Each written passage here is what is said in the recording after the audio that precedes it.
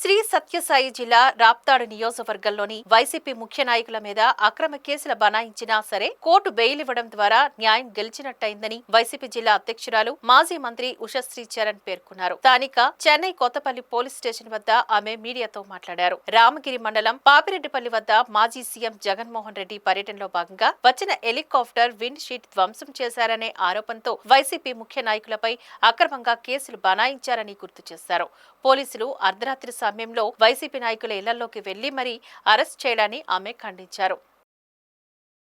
జగన్మోహన్ రెడ్డి గారు వాడి కుటుంబాన్ని పరామర్శ చేయడానికి సీకేపల్లికి వచ్చినారు. ఆ రోజు నుంచి కూడా అంటే ఎప్పుడు కూడా జగన్మోహన్ రెడ్డి గారు ఒక సంక్షేమ సామ్రాట్గా ఉన్నారు కాబట్టి ఆబ్వియస్లీ ఆయనకి అభిమానం ఉంది. ప్రతి ఇంట్లో కూడా ఒక పెద్ద కొడుకుగా ఉన్నాడు జగన్మోహన్ రెడ్డి గారు అనే దాన్ని ఒక నిదర్శనంగా టీడీపీ వాళ్ళు చూసినారు. ఆ రోజు చెన్నై కొత్తపల్లి పాపిరెడ్డిపల్లి దగ్గర ఉన్న ఈ యొక్క చాపర్ స్టాండ్ దగ్గర చూసినారు. నిజంగా భయపడిపోయినారు కూటమి ప్రభుత్వాలు అలాగే టీడీపీ వాళ్ళందరూ కూడా.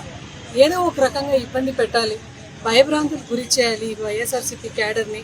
అంటే జగన్మోహన్ రెడ్డి గారు వస్తే ఇంత మాస్గా జనాలు వస్తున్నారు కదా కలవడానికి, మళ్ళీ ఆయన చూడడానికి అని నిజంగా వాళ్ళు ఆశ్చర్యపోయినారు. ఎందుకంటే 40% ఓట్ షేర్ ఉన్న మనకు ఇట్లా అభిమాన నాయకుడు వచ్చినోడు ఆబ్వియస్లీ చాలా మంది వస్తారు.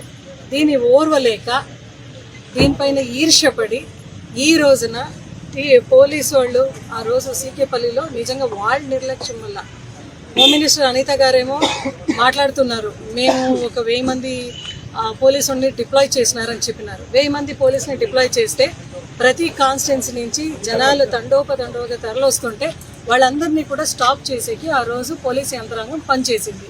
నిజంగా చెప్పాలంటే చాపర్ స్టాండ్లో చాలా తక్కువ మంది స్టాఫ్ ఉన్నారు.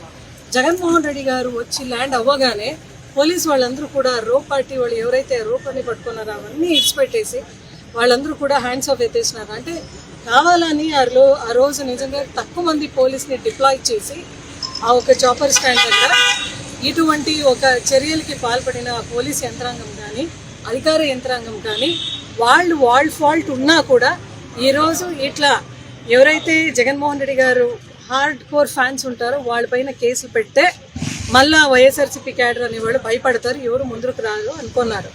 అయితే ఈరోజు సీకేపల్లిలో కానీ రామగిరి మండలంలో కానీ అక్రమంగా అరెస్ట్ చేసిన మన లీడర్స్, మండల లీడర్స్ని అరెస్ట్ చేస్తే వాళ్ళు భయపడి ఇంట్లో కూర్చుంటారనేది టీడీపీ వాళ్ళు కూటమి వాళ్ళు ఏదైతే ఒక పన్నాగం పండుతున్నారో అదన్నీ కూడా వాళ్ళకు ఊహాపోవాలి అని నేను వాళ్ళకు ఈ మీడియా ద్వారా తెలియజేసుకుంటున్నాను. మీరు ఎంతమంది పైన మీరు కేసు పెడతారో అంత కసి మళ్ళీ పెరుగుతుంది. అంత కసితో పనిచేసి మేము జగన్మోహన్ రెడ్డి గారిని సీఎంగా మళ్ళీ చేసుకుంటాం. ఏ కార్యకర్తని ఏ లీడర్స్ని సోషల్ మీడియా కార్యకర్తలు ఉండొచ్చు, సోషల్ మీడియాలో పెట్టేవాడిని అరెస్ట్ చేసి ఉండొచ్చు. నిన్న చూడండి హిందూపూర్లో కూడా మీరు వాల్మీకి లోకేష్ని అక్రమంగా అరెస్ట్ చేసిన పోలీస్ యంత్రాంగం మనం చూసినాం. ఆయన అన్యాయంగా కొడుకుని కోల్పోయినాడు. అంటే నిజంగా ఆయన ఇంట్లోనే ఉండేవాడైతే కొడుకుతో ఆటాడుకునేవాడు, ఏదో ఒక మంచిది జరిగిండొచ్చో ఏమో. అయితే ఈరోజు ఎంతమంది ఇబ్బందులు పడుతున్నారు.